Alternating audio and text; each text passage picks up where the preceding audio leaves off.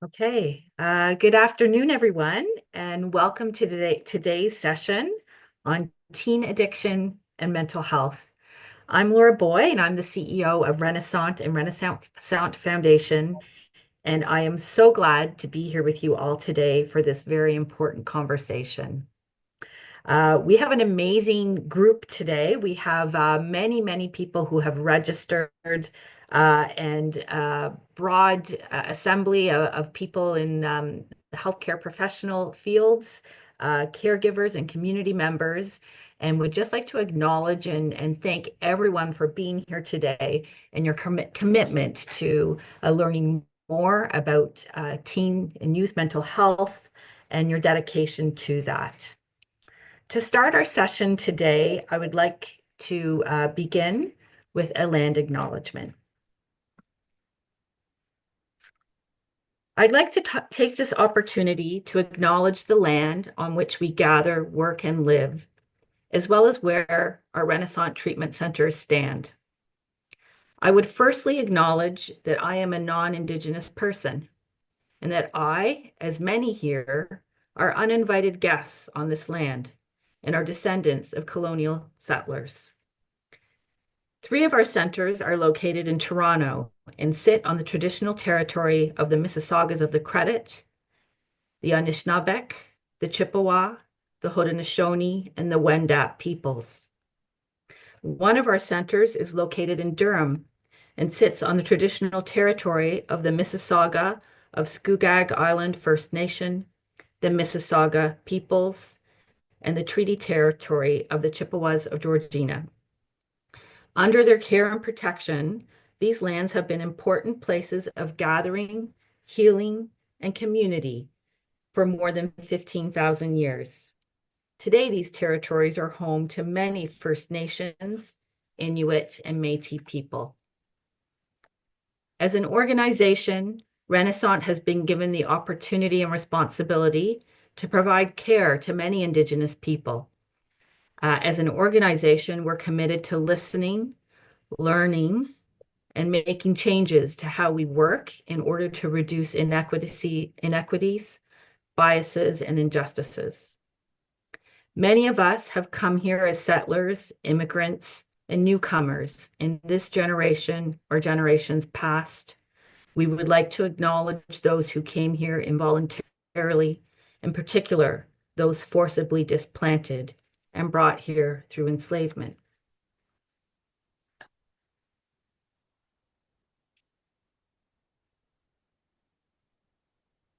Thank you.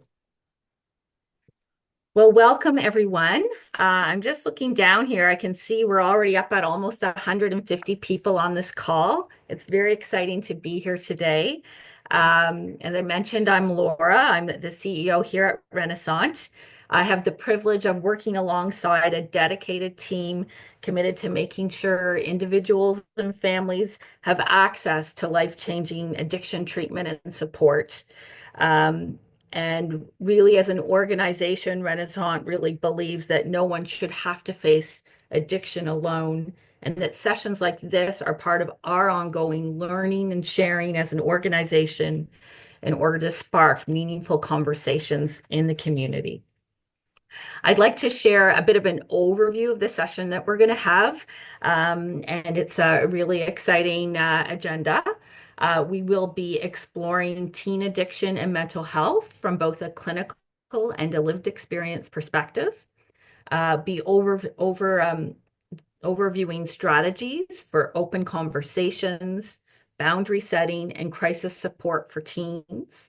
Have a presentation of Renascent specialized teen program designed to provide structured support.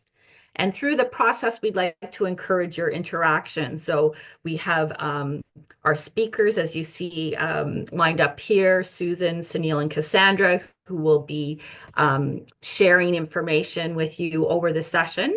And we'd like to encourage you to use the Q&A box at the bottom of the screen as they're going through their presentations to capture any questions you may have for them. And then we're going to reserve a time slot of about 15 to 20 minutes at the end of the session so that we can go through and take those questions. I'd also like to introduce Sunil Budai, who is our manager of family and outpatient programs. He is going to be helping us moderate questions today. Thanks, Sunil. Hello, thank you. And he'll be active in the chat. So if there's anything that comes up during the session you'd like to let Sunil know about, please use the chat. And then again, the Q&A, if you've got specific questions you'd like to ask for that final segment at the end. So I'd now like to introduce our first speaker, Susan Raphael. Susan is a seasoned advocate for families navigating mental health and addiction challenges. She's an international certified addiction counselor, an expert in co-occurring disorders, and Susan has been supporting clients since 1999 in her practice, Sustainable Recovery. Susan is the author of What's Wrong with My Teen.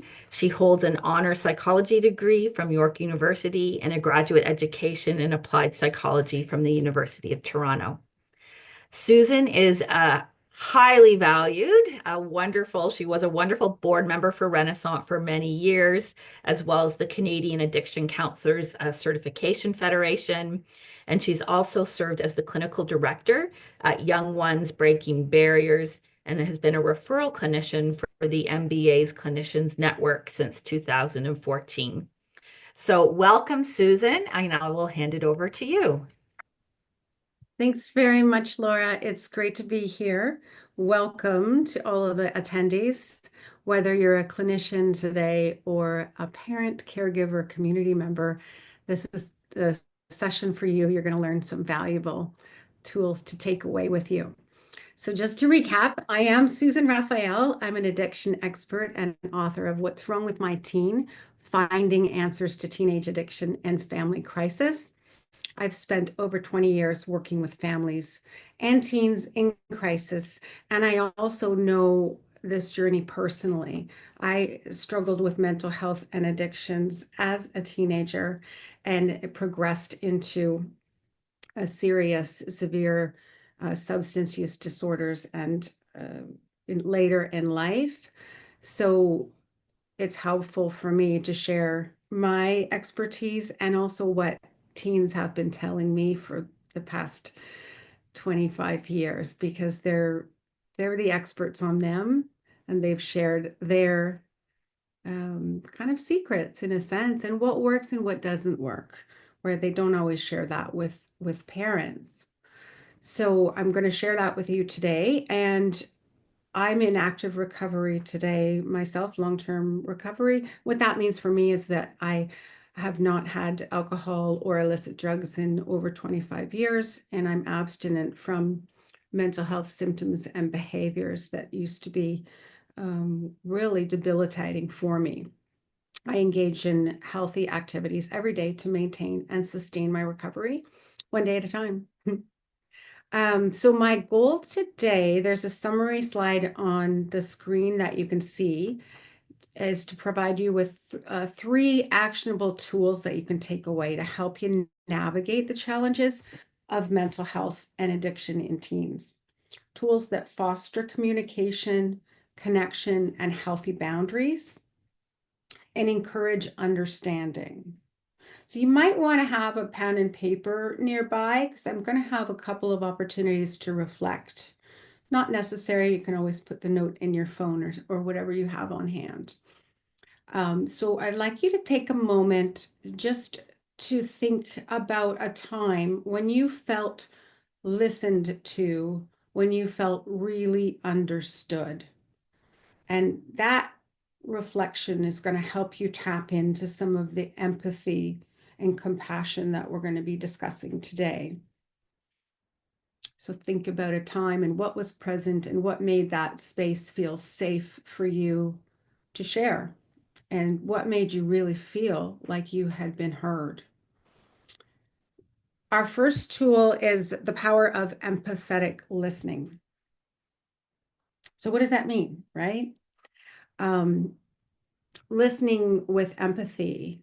The insight here from my book, and this is from chapter 2, Shifting Perspectives, Understanding Your Teen's Why. Your teen's behavior, no matter what, and no matter how distressing it is for the teen or for the people around them, their attempts at problem solving, their attempts at coping. To teens, their reasons for using substances are valid. They may not be able to consciously articulate that, but they're using for reasons, relief, reward, um, emotional pain. So trying to put yourself in their shoes is helpful when thinking about why they're using, rather than immediately judging or thinking about all the negatives around their use. So I'm going to share a real life story with client scenario. Maria and her son Jake. So one evening, Maria came home from a long day at work. She walked into her living room and saw Jake slouched on the couch yet again with glassy eyes. Without even thinking, she blurted out, "Jake, are you high again?" He stiffened and retorted, "Why do you always assume the worst, Mom?" So this reaction pushed them further apart. It pushed Jake further apart from his mom, and then his mom, Maria, felt bad because she became the consequence for his behavior. Her reaction became the consequence rather than addressing what she was observing and what she was noticing. Imagine if Maria had paused and said, "You seem really off today, Jake. Do you want to talk about it? Maybe a little bit later," because it's not advisable to talk to people when they're under the influence. But it's a subtle shift, but it's a shift in tone, and it's a shift in approach that could foster and open the door for a more honest conversation. So Maria could have done that by stepping out of the room, taking a deep breath or two or three, having a sip of water, just pausing. A simple pause before she reacted could have kind of mitigated some of the distance that was created. Um, so I'd like you, this is an opportunity for an interactive moment. Take a moment now and think about what phrase could you use to show empathy that you haven't tried before. And I believe these are on the slide. Yeah. So try incorporating phrases like, "That sounds really tough. Tell me more about that," with a very neutral, curious tone, as opposed to accusatory or um, adversarial. "I hear you. That must be very overwhelming." And you're not advocating, you're not condoning the behavior. You're not saying that, it's really fine what you're doing. You're not saying that at all. You're simply validating and noticing what is. And there's a subtle, nuanced difference in those two approaches. And then the final point is, have you ever noticed that listen and silent are spelled with the same letters? And if we try to listen a bit more and keep our mouths shut a bit more, notice what happens. And you might be surprised.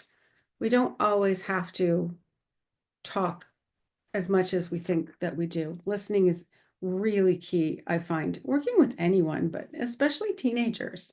They want to be heard. And if you provide them with that opportunity, open space, and safety, they will talk and they will share.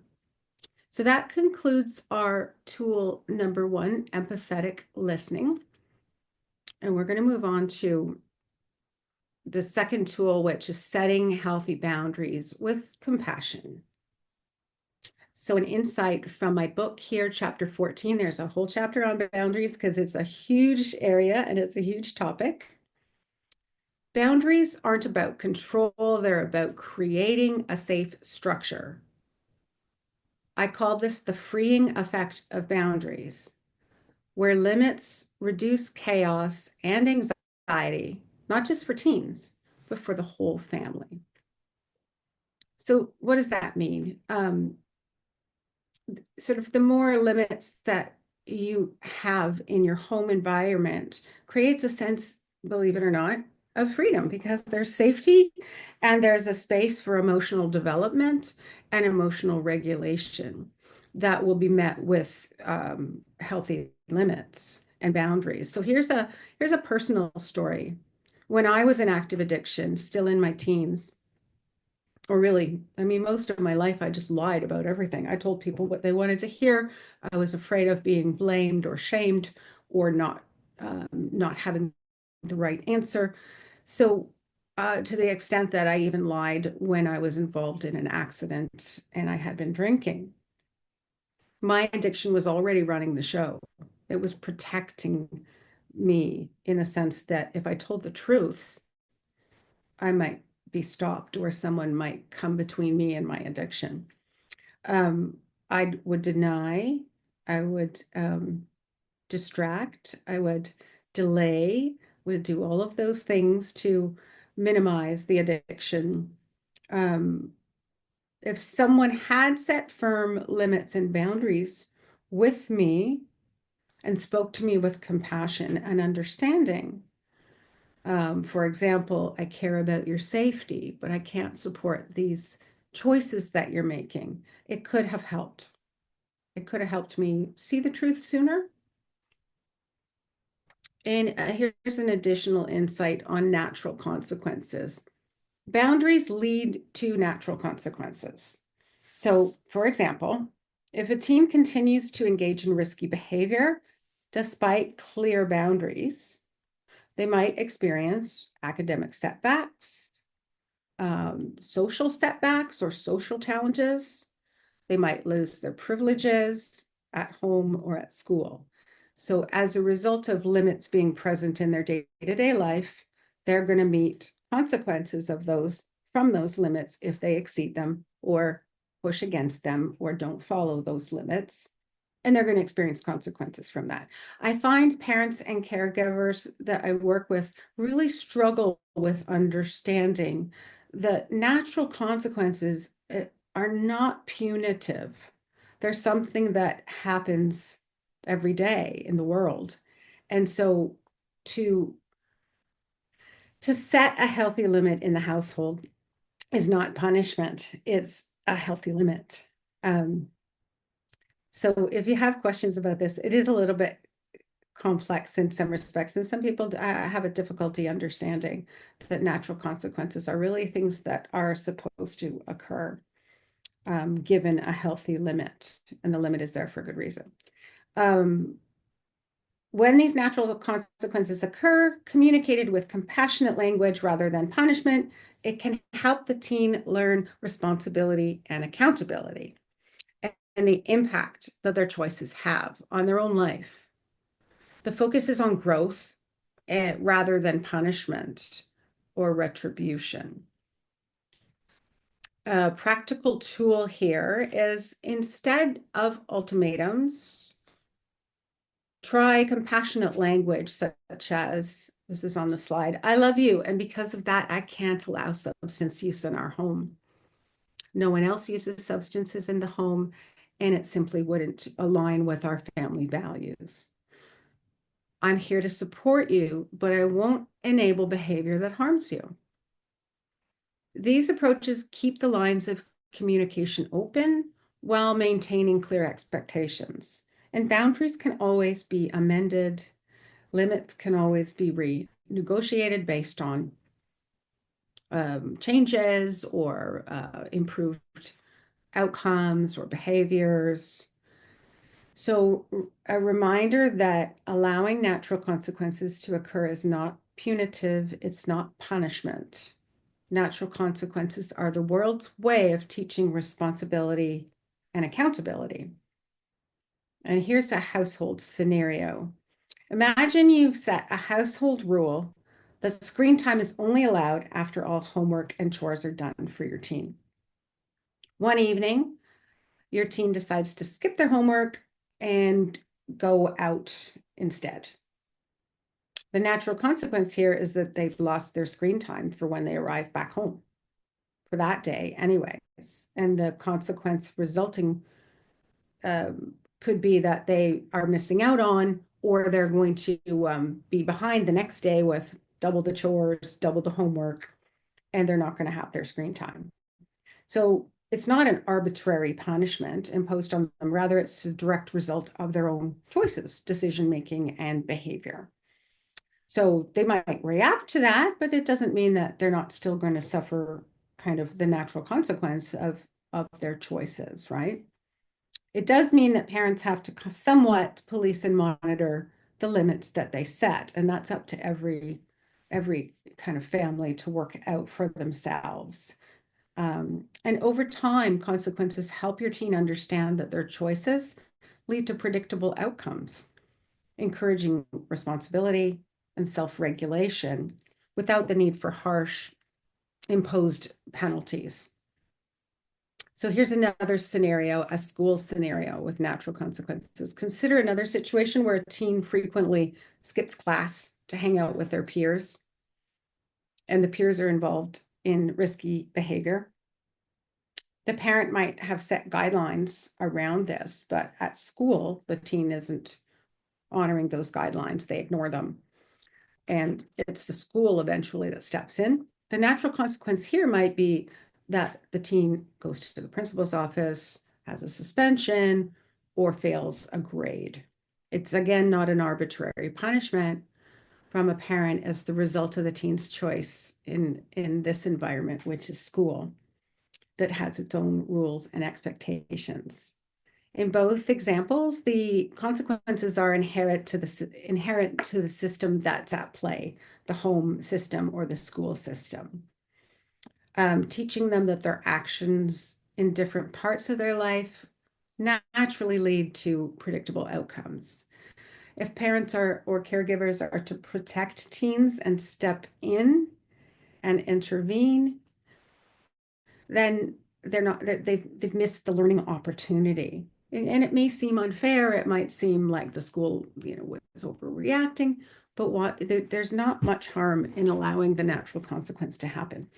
And when there's mental health and addictions present, uh, these kinds of limits and boundaries are so much more critical. So if you start with them, it's much easier to continue with boundaries rather than setting boundaries after the fact when things have escalated in the household and are completely unmanageable. So that completes our tool number 2. Now we're moving on to this is a really challenging area, recognizing self-harm and suicide signs with young people. An insight from my book is that self-harm isn't just attention seeking. It's also a coping mechanism. Teens often use self-harm to express emotional pain when they don't have the words. So if we look at, the body is holding the feelings, and if they don't know how to express those verbally, they're going to express it in other ways by using their own body to kind of emotionally self-regulate. Gabor Mate has a great quote that don't ask why the addiction, ask why the pain. And I loved it so much. Put it in chapter 1 of my book. It's we have to understand what's happening with them, and to notice changes, notice differences. Okay, so in chapter 5 of my book, I delve deeper into how self-harm can be a silent cry for help, a way for teens to manage overwhelming emotions, situations when words fail them or they don't have the capacity to communicate what's really going on for them. Let this remind us that our role is to listen to not just what's being said, but observing and noticing what's happening, and to respond with care and be curious rather than it's so easy to react to self-harm because it can be so concerning, rather than reacting or judging the behavior. Again, it's happening for a reason. It might not make sense to the adults in the room, but it is happening for a reason. Here's a client scenario. I worked with a young woman named Amelia, and she was a teen who struggled with self-harm. She had also experienced childhood abuse. When she shared that, her parents did know about the abuse, but the way it had unfolded at that time, she didn't feel a lot of receptivity to what was going on for her. So when she shared with me and when we built some trust, she was able to let me know that it was her way of coping with the emotional pain of the situation and also of the abuse, and also how the situation kind of had been handled and how she felt about it. She didn't know how else to express her feelings, so she was engaging in self-harming behaviors. So, through compassionate listening and a lot of empathy, we developed a trusting relationship where she felt safe. And we had a safety plan so that she wasn't at risk of self harming in between sessions. And that's key to have safety plans. You can have it with your children, your teenagers, you can have it as a clinician to establish guidelines under which they can reach out or what they can do instead of self-harming or having crisis numbers at your fingertips for them and also for yourself to have in case things escalate. Eventually, Amelia did trust our relationship, and she said what she needed most was to feel seen and heard and validated and not judged. So there's so much room for healing when compassion, empathy, and safe space is felt by the other individual. And yeah, and it's not easy. I appreciate that. So here, the practical tool here is to watch for signs, notice signs such as isolating, withdrawal, and these kind of dramatic onsets too, or rapid onset, and dramatic mood swings. Not, teens are subject to mood swings. They're not quite developed fully, so they're going to experience more dysregulation and more ups and downs than an adult. And try responding with phrases like, I've noticed you've been really down lately. I'm here for you if you'd like to talk. I'm really worried about you. Let's find someone who can help us through this. I'm going to make an appointment. I'll come with you if you'd like. We're going to get through this together. Because early intervention and early identification of the problems or, I don't want to say problem behavior, but early identification of the signs and symptoms can really save lives.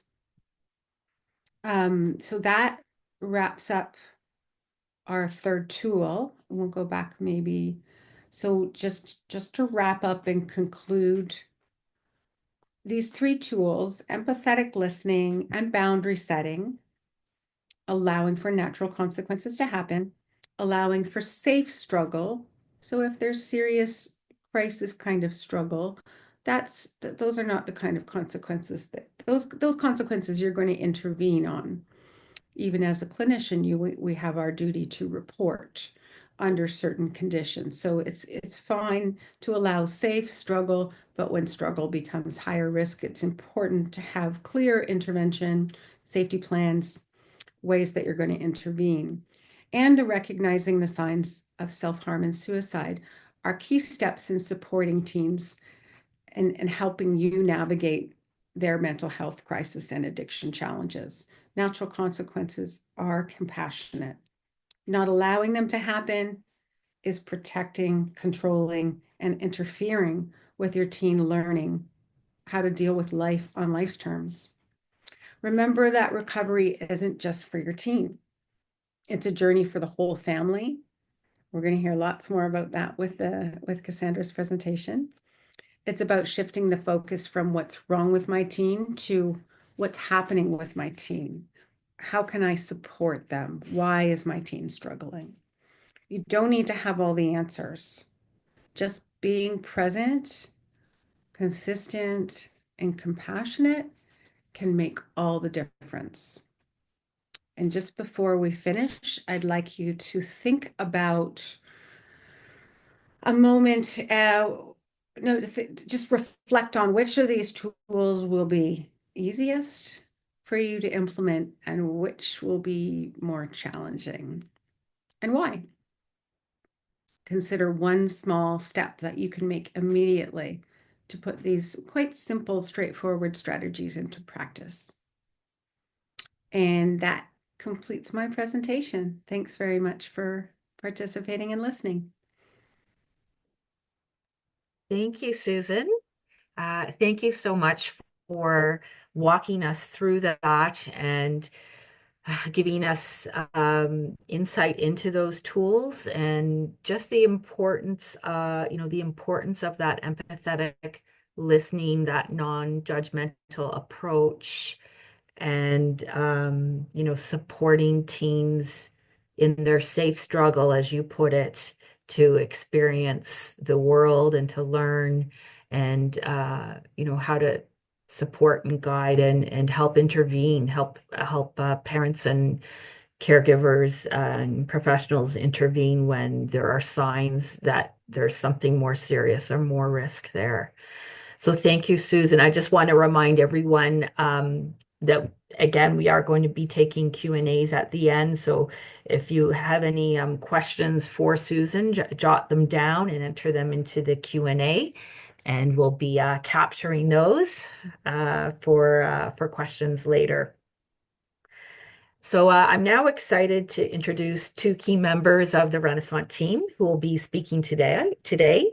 Sunil Budhai, Manager of Outpatient and Family Programs, and Cassandra Switzer, Addictions and Family Counselor.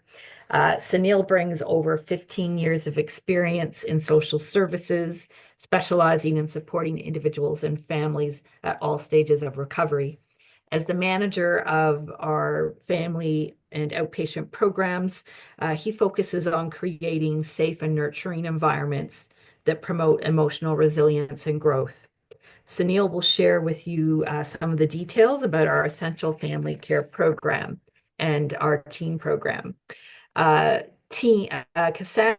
an experienced family counselor, works closely with children and teens to help them develop the skills they need to break the cycle of addiction. She leads Renascent's children's program, as well as our teen program, and has a deep understanding of the challenges adolescents face in the context of substance use and mental health. Cassandra's work focuses on providing both children and teens with the knowledge and tools they need to navigate recovery. Together, Sunil and Cassandra will provide a comprehensive look at the intersection of adolescent development, substance use, and family support, sharing valuable insights into how we can best support teens and families in their journey through recovery. So Sunil and Cassandra, I'll now pass it over to you. Thank you. Right. Thank you and welcome everybody. So glad that everybody's here. As Laura has said, Cassandra and I have a lot of experience working with young people related to addiction and growing up in families where addiction is present. Um, at Renascent, we treat addiction as a family disorder. It does not only affect the person who has the addiction, but it affects everyone in the family. And for teenagers, has specific effects on teenagers as they are in a very important developmental stage. So at Renascent, we have family programs, as Laura also mentioned, that I want to highlight just before Cassandra begins speaking, to show that everyone in a family, when addiction is present, deserves a certain amount of recovery themselves, right? So the story that I usually tell around this is if someone picture yourself walking into a deep green forest, and every plant within that forest is wilting and suffering and not meeting its ultimate potential. And we decide to take one plant out of the forest and give it what it needs to do better. But as soon as that plant starts to do better, we put it back into the same forest where everyone is still suffering. All the other plants are still suffering. The chances that the plant that we just helped along, continuing to do well, minimize as a result of going back into the same environment. So therefore, we see families as that environment, the system in which we're putting back a person who's struggling with addiction or mental health disorders into the same environment where the other family members have not received any kind of information or care related to the effects of what has been happening within the system. So at Renascent, we address that issue by working with families, and we work with families in our essential family care program, where family members come in and receive their own recovery information when their loved ones are in treatment at our center, or if someone as a family member calls into the center and they're looking for assistance, they are granted access to our program, which is at no charge to the people accessing the program as well. So it's a program that Renascent fundraises for, and that we pay for through that fundraising. If anybody needs to refer to us to that program, just send us your information, and we're happy to add you to a list. And you can refer to our program at any time, receive more information about that program as well. Um, One of the very important programs that we also facilitate is our children's program. So kids growing up in homes where addiction is present, so an older sibling, a teenager, or a parent is struggling with substance use and addiction issues. We host the families in our retreat style program at a retreat center. So we facilitate this program 3 times a year. And we take families up to a summer camp type setting, and we facilitate programs across 4 days with the adults, and the adults who are struggling with addiction or the supportive loved ones of the of children. And we work with the kids as well. So we separate them and we work with them for the first couple of days, and then we bring them together to work through some of the skills that they've learned and some of the issues that they've been facing. Incredible program. There's nothing like it. And we at Renascent are very fortunate to be able to facilitate this program. And again, at no cost to families wanting to register in this program as well. Happy to guide you through information of how to reach us. One of the groups that we needed to develop programs for was teenagers. We needed to facilitate to really create specialized programming based on the specific needs of teenagers, as Susan has pointed out in the early part of the presentation. Through our work in the kids program, Cassandra and I began talking about it, and Cassandra put in the hard work with the organization to develop specific programming for teenagers. And she's here to present that information. Our teen support is really, really important. We consider this a foundational part of what we are starting to do in our family programming as well. If there are any questions, of course, please put it in the chat. Happy to answer the questions as Cassandra begins her presentation. And again, based on anything that I've said, if you need any information about any of the programs at Renascent related to family care, the care for children growing up in situations where addiction is present, or anything that Cassandra says about teenagers, just put it in the chat and we will get information over to you of how to make those referrals and how to help the families that you're either working with or families that you're living in. We're just really glad that you're here and happy to lend any kind of assistance that we can related to the care of teenagers or families. So I'll pass it over to Cassandra. Okay, thank you, Sanel. I will, I guess, provide a little disclaimer. I'm throwing a lot of information at you guys, so please feel free to utilize the Q&A. Sanel will answer any questions because I am going to try to go through this quickly because we only have so much time, and this is a topic I'm incredibly passionate about. So we're all here to understand teen mental health, and I think in order to understand what's happening to our adolescents in the face of uprising mental health concerns. But even honestly, when it comes to regular components of life, such as conflict, responsibility, change, and relational interactions, what we want to do first is understand this age group in terms of where they, in terms of their cognitive and emotional functioning and capacity. So we're going to look at the developmental roughly between the ages of 12 to 18. However, our current understandings do indicate that this takes place like well throughout the age of 25. So the development of teens, what's happening? So changes to the brain are occurring we are going to focus on the prefrontal cortex, which is responsible for executive functioning, cognitive and impulse control. This part of the brain is starting to mature, and circuits that inhibit behavior also continue to develop, which ideally, in many cases, enhances our teens' capacity for self-regulation. However, I will note that this is going to exclude teens who have neurodevelopmental disorders just because of the way the brain is structured. So because the part of the brain that is responsible for executive functioning is maturing cognitively, our teens are developing a greater capacity for processing information, learning, reasoning. They're developing what is considered cognitive control, which means they are establishing a greater ability to think, plan, consider reward and consequence, and therefore better adjust their behaviors to reflect this. Other things that are taking place on a cognitive level is that they are gaining more flexibility. They are also error monitoring, which is why we see an increase in pointing out internal and external flaws and perceived shortcomings. Has anyone here ever been subjected to the unsolicited opinion and criticisms of a teen? It stings pretty hard. Their working memory increases, as well as their ability to use evidence and draw conclusions also becomes more apparent. Now, in terms of emotional development, I do want to point out that emotional functioning is fundamentally driven by the brain and cognitive control.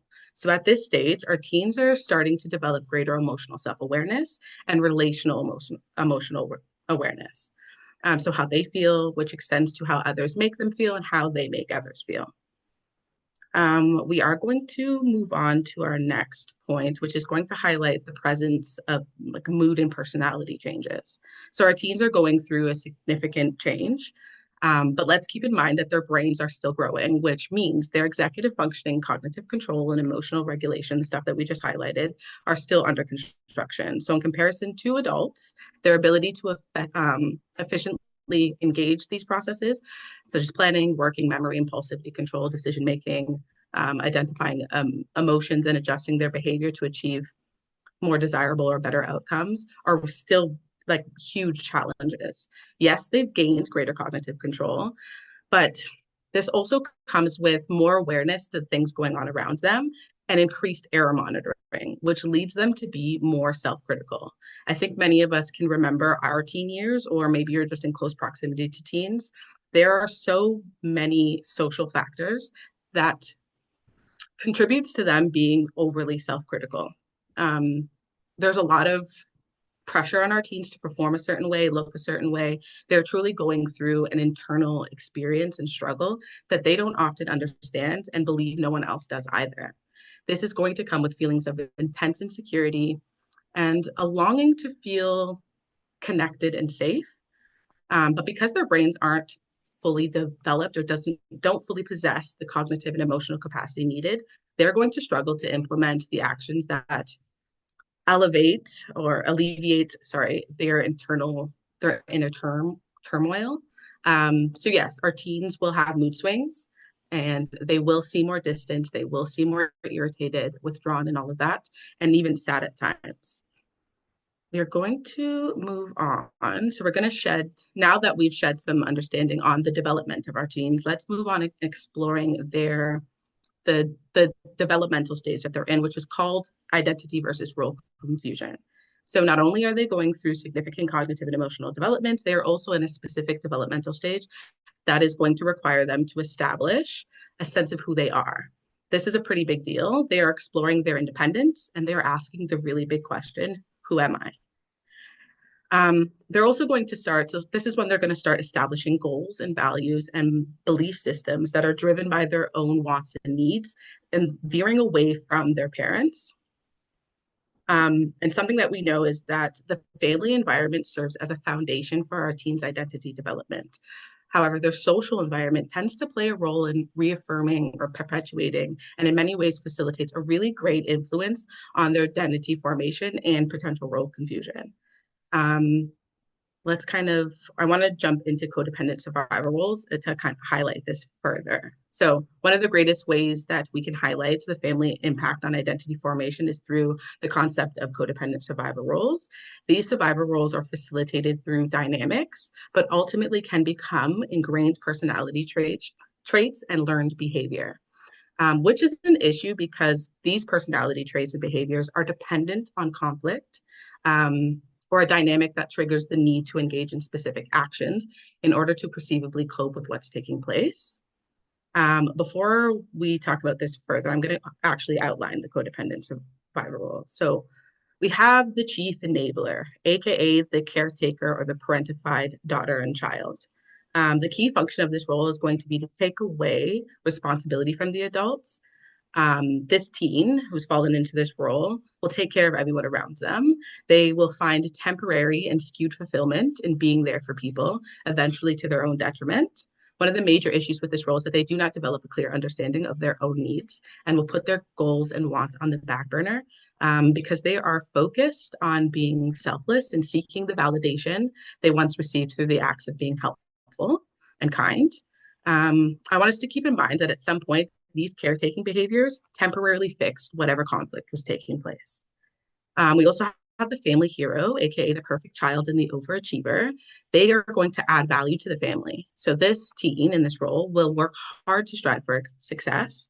However, the underlying driver for the success is the internal belief that everything will be fine. Everything's going to be good. I'm going to fix everything. If I just get good grades, I get a good job, and I achieve highly. I will say that hyper independence is also associated with this role. Next, we have the scapegoat, aka the black sheep and the rebel. They are going to provide distraction and a false narrative or a false definition to the family conflict.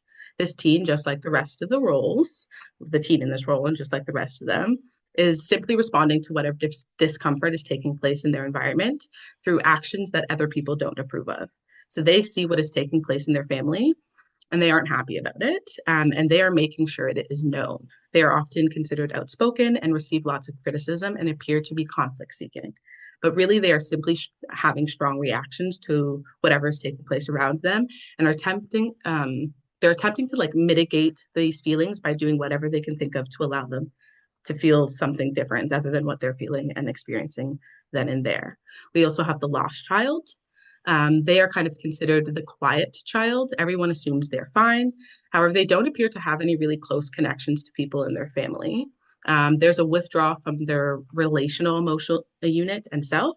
This disconnect, it's incredibly impactful as it accompanies the belief that others are not safe. So this teen who falls into this role will struggle to make emotional connections that have a hard time identifying their own emotions. Hyperindependence is actually also associated with this as a function of this role because they do not rely on others for support. Last but not least, we're going to have the mascot. This is the class clown. This teen or the teen that falls into this role is going to be the teen that performs in moments of difficulty, sadness, and conflict. Ultimately, these teens are uncomfortable with the emotions that stem from whatever situation is taking place. They utilize their ability to perform and crack a joke, not only to relieve themselves of the discomfort, but others as well. And the issue with this is that they will struggle to identify and process their own emotions and become focused on performing as a means of distraction and to ensure everybody else is okay. I do think it's important to keep in mind that people can move in and out of these roles and encompass different behavioral traits. However, they will fundamentally take on one role more prominently at different stages. Codependent roles and survival behaviors it's a pretty big topic. So if you do have any questions, because I ran through those quickly, detailed, but like a little quickly, please feel free to shoot some of your questions in the Q&A and Snil can answer them. Come in. Okay, so we have identity formation as our kind of next, we're there, but we're jumping to talk about it further, and the role that the family and social environment plays.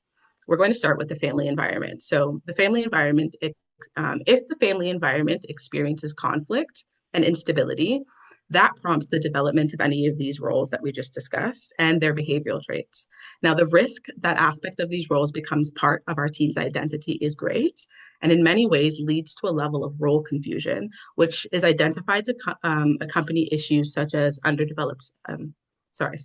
underdeveloped sense of self, their values, beliefs, and it can come with a lack of direction, difficulties identifying and expressing their needs, all of which have pretty significant implications on their ability to settle into adulthood, which then impacts their cognitive and emotional functioning. And our teens and therefore their mental health. So at Renascent, we explore these roles in relation to the family system and internal and external chaos that accompanies addiction. So at our treatment facilities, we frequently observe these cycles of family addiction, and we identify these roles not only among our children and teens, but our adult clients frequently resonate with these roles and the ways they've impacted them, and often serve as a catalyst for their need to turn to substances. I want to stress the fact that these are codependent survivor roles developed as a means to cope with whatever the conflict is being experienced. And these roles uphold maladaptive behaviors that negatively impact the mental health, creating a need for further coping mechanisms, which can lead to substance use. Now we're going to discuss, so we looked at the family environment. Now we're going to discuss our teen social environment's role in identity development. And I kind of want to highlight a story in order to do this. I think I'm highlighting a story. So I once worked with a teen, and over the course of our work together, we noted that they took on the codependent role of perfect child. Now, their family valued education and had prominent careers, but the family unit was experiencing the hardships that accompany addiction. This teen was experiencing significant stress to achieve high grades so that they could get into a good science program. And they frequently had panic attacks and they labeled breakdowns about how hard it was and how they didn't think that they could do it. One of the things we noted throughout the course of our work together was that they loved art. They were incredibly talented and at one point dreamed of becoming an artist, but received negative feedback from their family. And then eventually, as the conflict in their family heightened, which they noted prompted them to move away from art altogether, at this point, they were also disconnecting from their friends, who they identified as being a big part of their love for art and creativity. They explained that their disconnection from their friends was because they no longer shared the same goals anymore, and that they needed to focus on their grades and they were only a distraction. Eventually, reconnecting with their friends and having support system was a huge part of our focus of our work together. And as this happened, I noticed the change in their attitude started to slowly ease up. They stopped kind of engaging in as much self-criticism. They were still getting good grades, but they were no longer experiencing as much panic attacks, and there was not a focal, that the focus wasn't that anymore. They ended up joining their theater production, really had good connections with their friends, and now they are in their first year of university at an art program. Now, as much as I would like to take credit for this aspect of their growth, it really wasn't me, it was their friends. This teen received the support and understanding and had friends that upheld the values, goals, and beliefs they had been working on, developing prior to the conflict that prompted the development of this codependent survivor role that they were once in, the perfect child. By disconnecting from their friends, they were slowly falling into role confusion.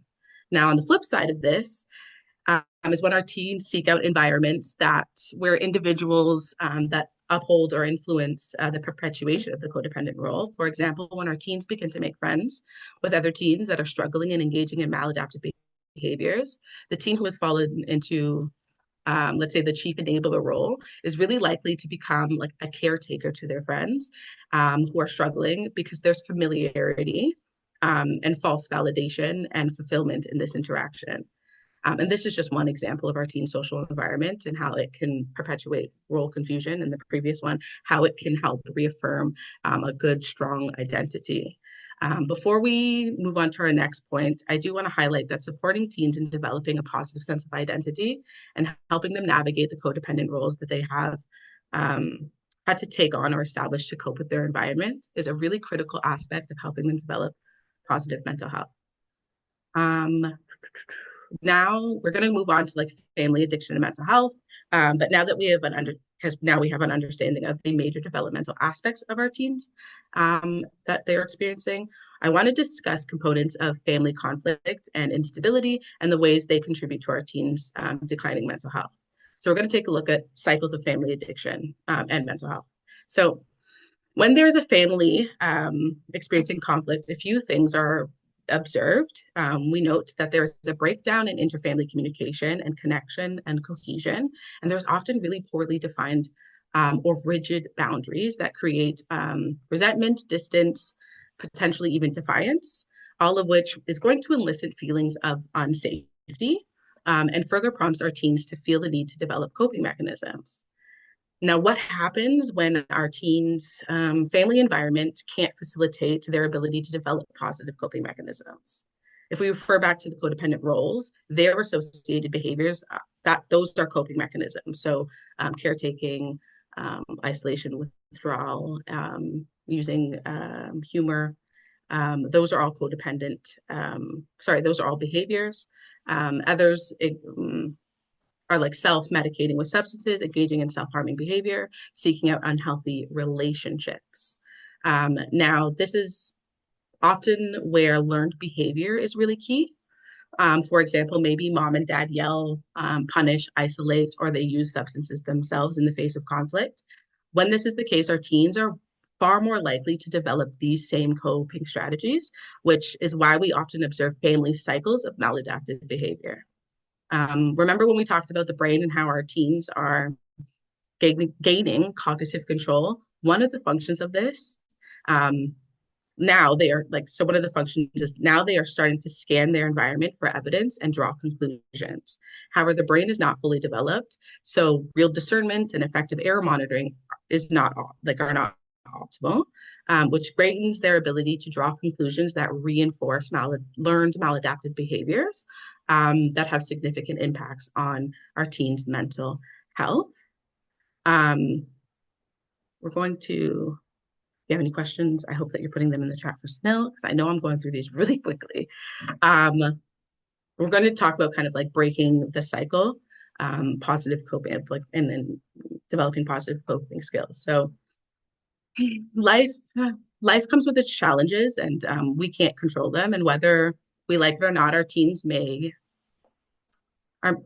many cases are facing these challenges without the proper tools and support, which of course has a direct impact on their mental health and overall well-being. At Renascent, myself and the rest of our team, my team, have worked hard on developing and facilitating programs to help children and teens establish effective or efficient coping strategies, and other protective factors such as a sense of community, connection, and support. Our Children's Healthy Coping Skills program, as Sunil was discussing previously, aims to break the cycle of addiction and the development of other maladaptive behaviors. Our teen program functions with the same core values and goals, but is tailored to be appropriate to their age group with flexible drop-ins and crisis support through text and call. Our teen program utilizes psychoeducation to help teens learn how to properly define what is taking place in their lives and in their family. As like we highlighted the stage, they're in the stage where they're starting to use evidence to draw conclusions. The idea is that they have the proper information to draw accurate conclusions.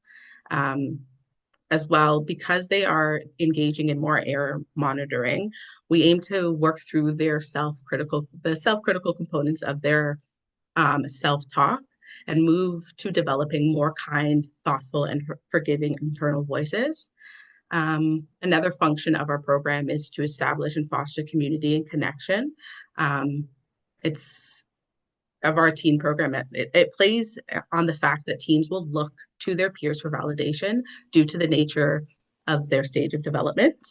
I can't describe how impactful it is for our teens to be surrounded by other teens who not only understand what they are going through, but are also willing to be vulnerable and do the hard work it takes to improve their mental health and overall well-being. One of my favorite things to witness are the bonds and the friendships my teens have developed and the ways they have committed to supporting one another in a healthy way, as well as reach out to each other in times of need, because that is a really difficult thing for teens to do. I kind of highlighted earlier, they truly believe that other people are not experiencing the same thing they are, that other people do not understand. Ultimately, when we conceptualize the risk and protective factors of teen mental health, we have to take a look at their cognitive and emotional functioning, as we've done today, their stage of development, as we've also done today, and the critical factors that create instability and disconnection from positive relational environments and their self.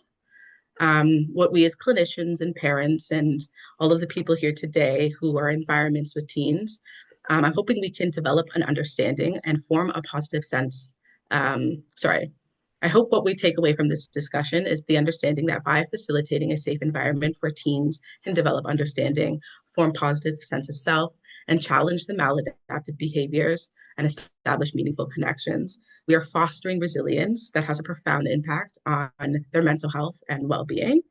Yeah, I want to thank everybody so much for listening, and I really look forward to opening up the floor to everybody here to further some of these important discussions. And I did that as fast as I possibly could. So yeah, There's a thank you great so question. much. There's a great question in the Q&A that I'll just throw you into quickly. Would you explain error monitoring a bit more? Um, so it's similar to like the scanning of the environment. It's monitoring, I mean, the errors that they are experiencing. So whether it's with themselves or the people like family, friends, and all of that, it's looking for indiscretions, right? It's looking for what's wrong, what I'm doing, what are they doing. Um, Sorry, I'm trying to think of a better way to explain it, to paint a picture. I did highlight it's because, so this is why we're seeing them become a lot more self-critical. So they're really looking for what in their environment and what within themselves is not right, right? It doesn't quite fit with society's perception of what should be or their parents' perception of what should be. Um, which leads to them pointing out flaws and flaws of others. Did that answer the question? I hope so.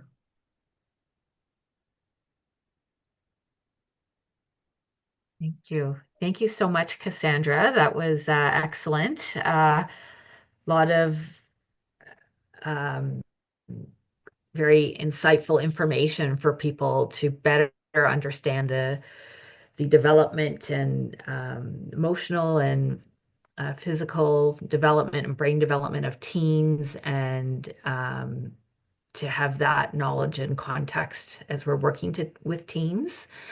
And Sunil, I know there are I think a number of questions coming through the Q&A throughout the course of the Susan's presentation and Cassandra's.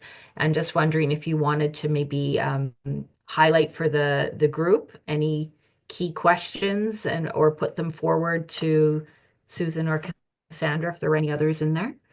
Sorry, okay. I selfishly answered all the questions in the chat as we were going, but I will pull up the questions and maybe ask a few of them that I had already provided an answer for, but maybe other people have better answers or different answers than I do.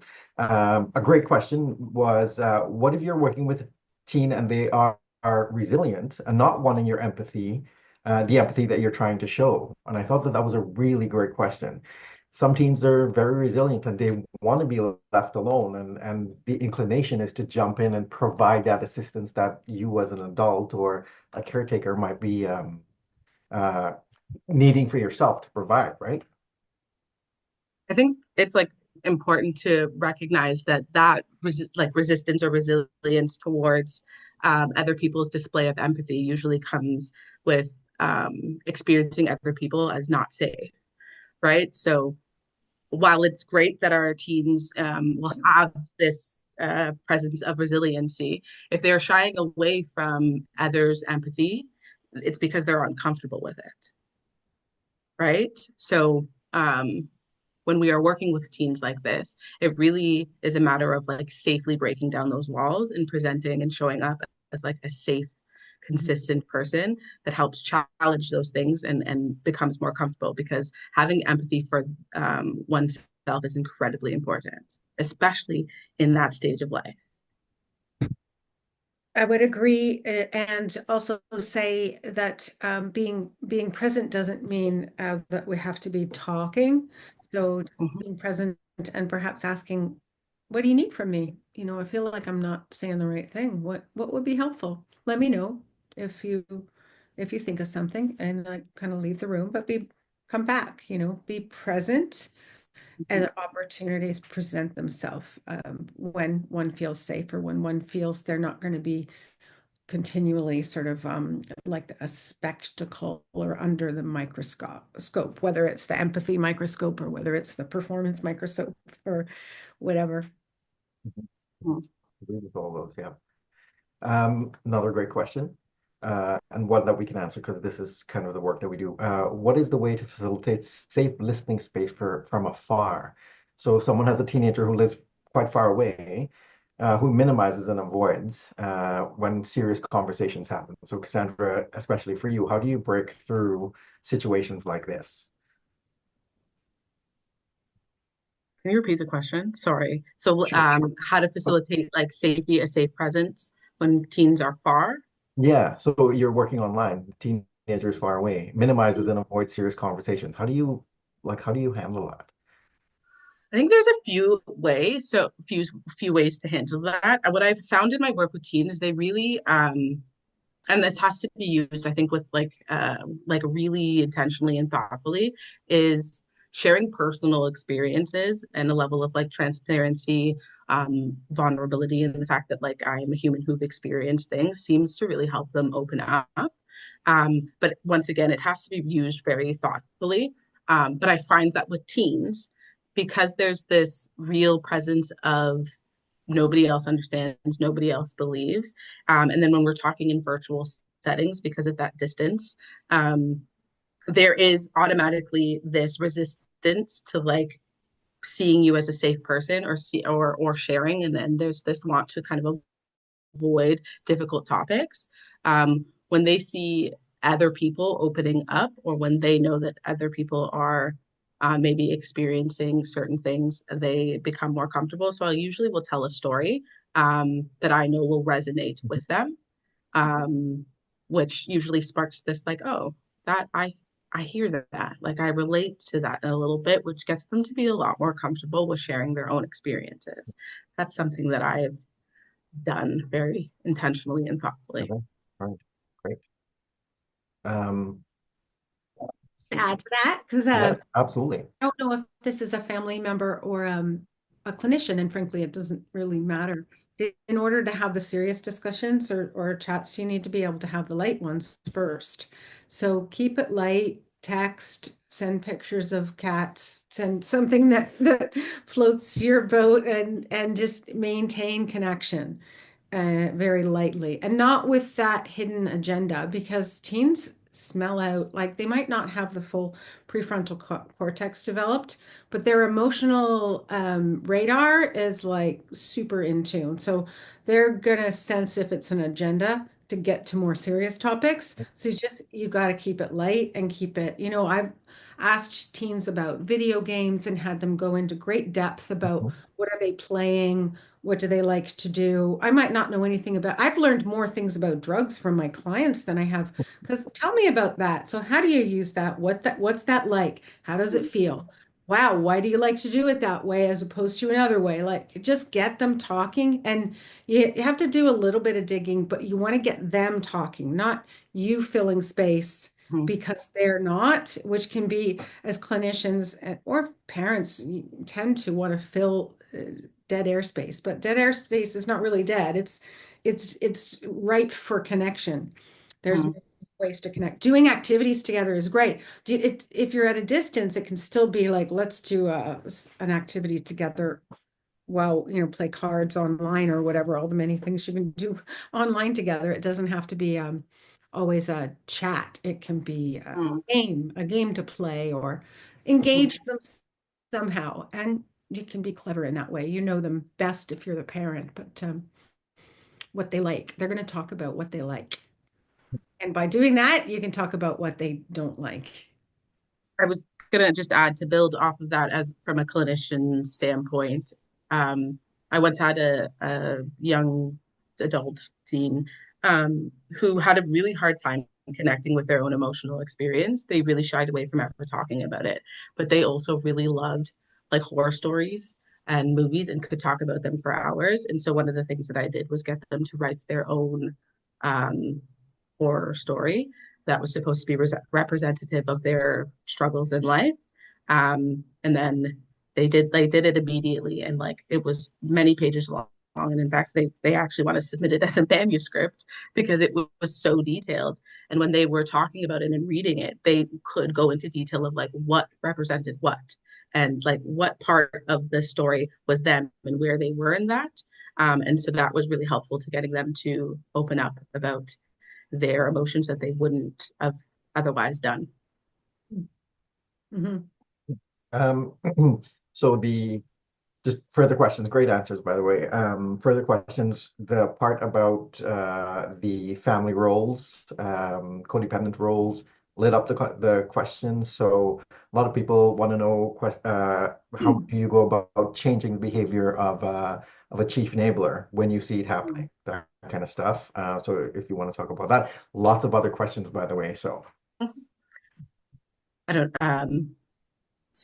I was going to say I'll speak first, but I'm not sure. Susan, if you have something to say too. I was just going to note that I think the first, it starts with this identifying it first, right? So we talk about what the codependent roles are and why they are specifically harmful, right? So we talk about identity formation and how crucial that is for them, and that the role that the reason why they've developed these codependent roles to begin with, right? So if we have that chief enabler, we talk about what experiences led to this, right? So why do they're taking care of siblings, they're doing all of this, right? And really identifying like why those things came up and how honestly, quite like it's not really fair, right? That the role that they are in is not in any way, shape, or form conducive to their own life and their own experiences, and that this is going to further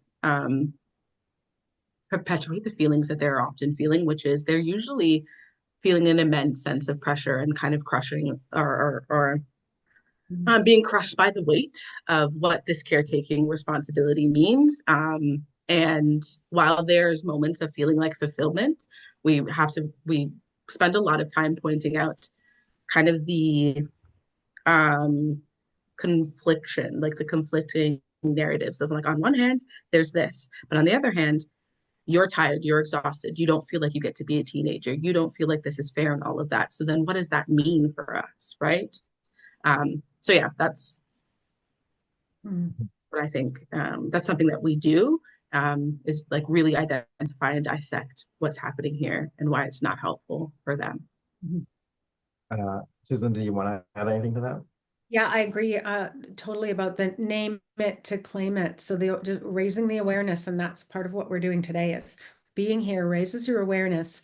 It makes concepts a little bit more tangible, takeaways, you discussing it, talking about it breaks stigma, raises awareness and self-awareness too. Oh, I'm the enabler. Oh, they're the enabler.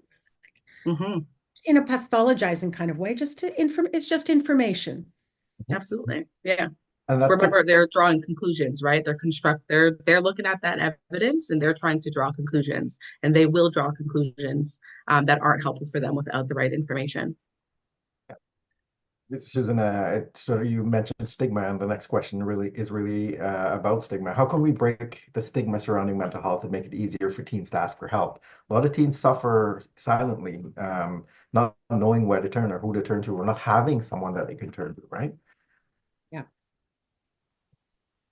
I'll say, get my book and read it because there's a lot, and raising awareness, that's amplifying the message, talking about mental health and what does mental healthy look like, and what are we doing to be mentally well, and what are we doing for our own well-being? Teens are watching, they're watching their parents. If their parents are on their phones all the time, they're going to be thinking that that's a healthy, right? So they are watching, parents and community members are modeling behavior to teens, whether they know it or not.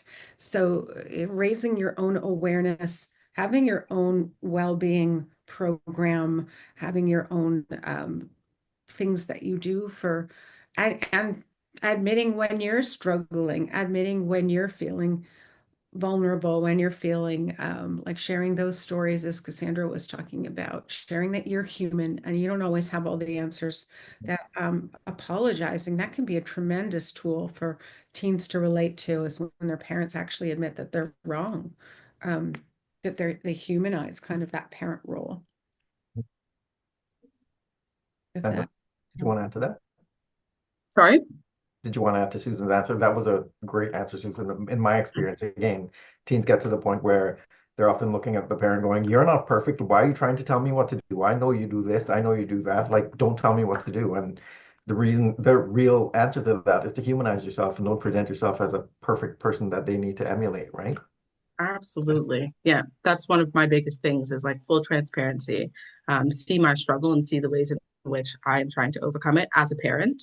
I'm fully transparent about my own stuff, and my own dedication to just being the best version of myself, but also being really kind to myself in moments and making mental health and mental illness a normal thing. Like it's not something that like mental illness is not something that we hope for anybody, but it is in fact something that many of us experience, and it's not normal. There's nothing wrong with it. Um, yeah, love yourself through it, and there's just going to be hard times, and yeah. Okay. One more question. Good one. How does the pressure to fit in or conform to certain expectations affect mental well-being, in particular for teens? Big one. Hmm. Yeah.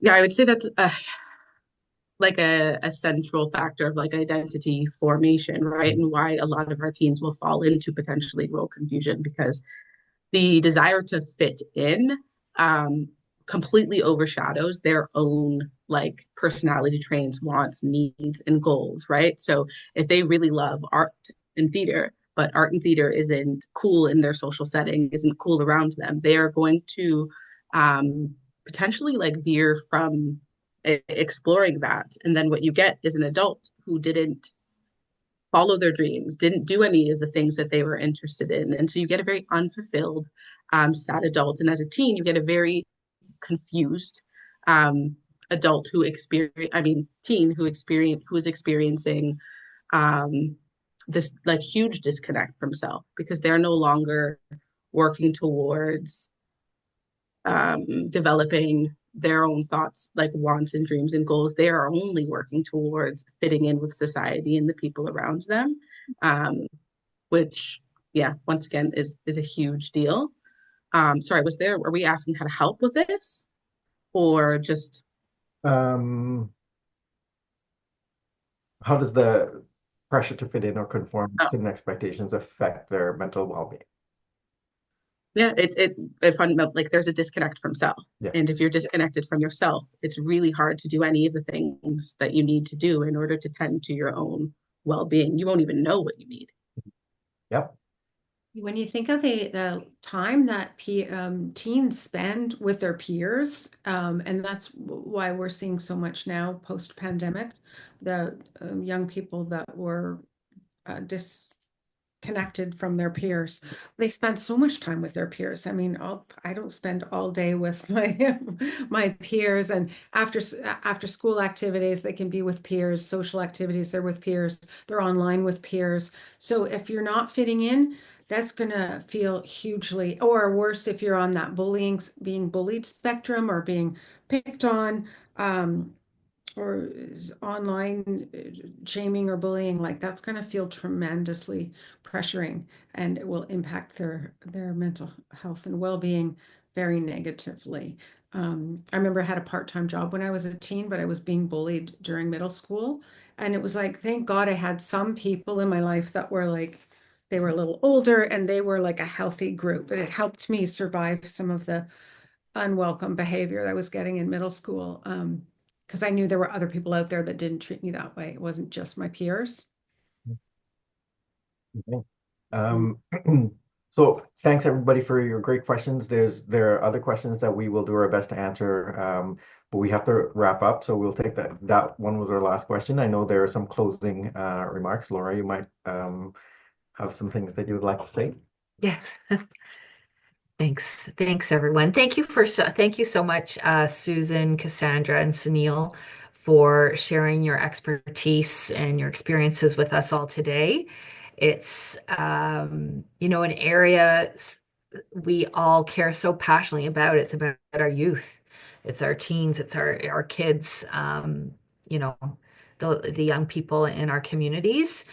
And it's hard being a teen. It's not easy. The developmental phases that were discussed here, just the changes someone's going through, the dynamics they may have to deal with in their families, some of the anxieties that may come. But I think although it's a difficult time, I think the amazing thing is um, how people can be with sort of empathetic approaches and support um, and and having whole families learn about how we can better support teens through this process, that we can really help young people build their mental health and their resilience. So I'd like to thank everyone for being here on this session today.